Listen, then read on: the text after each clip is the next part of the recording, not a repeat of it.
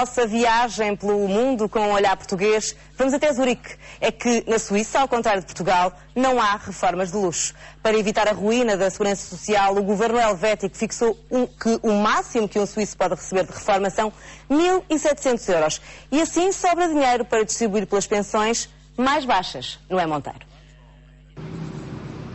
Garantir uma reforma com dignidade, ou seja, com casa, com uma boa alimentação, com cuidados de saúde e até algum dinheiro para gastar, em vez de premiar com reformas de milhares de euros quem já ganhou muito durante toda a vida. Na Suíça é assim.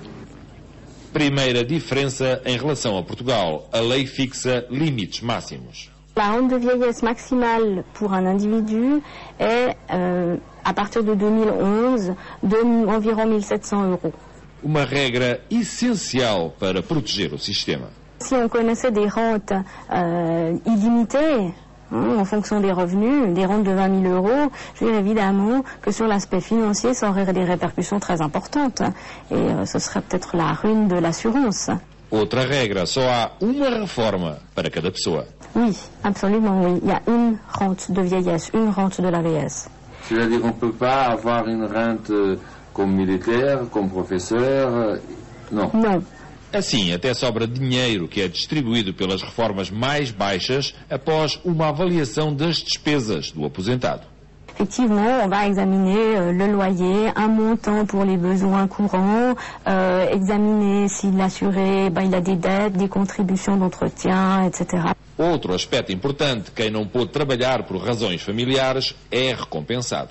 On va en fait tenir compte pour les personnes qui ont éduqué des enfants de bonifications pour tâches éducatives qui sont en fait des revenus fictifs.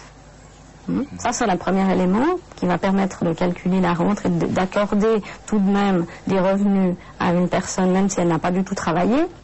Outra diferença, as contribuições efetuadas durante o casamento são divididas pelos cônjuges antes da atribuição da reforma. C'est-à-dire qu'on va partager les revenus des deux conjoints pendant le mariage. En cas de divorce aussi? En cas de divorce, oui, aussi.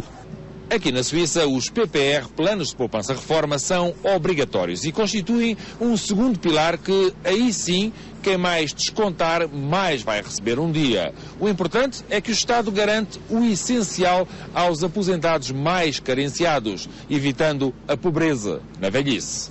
Com Daniela Ribeiro, Noé Monteiro, RTP, Genebra. Um país bem diferente do nosso.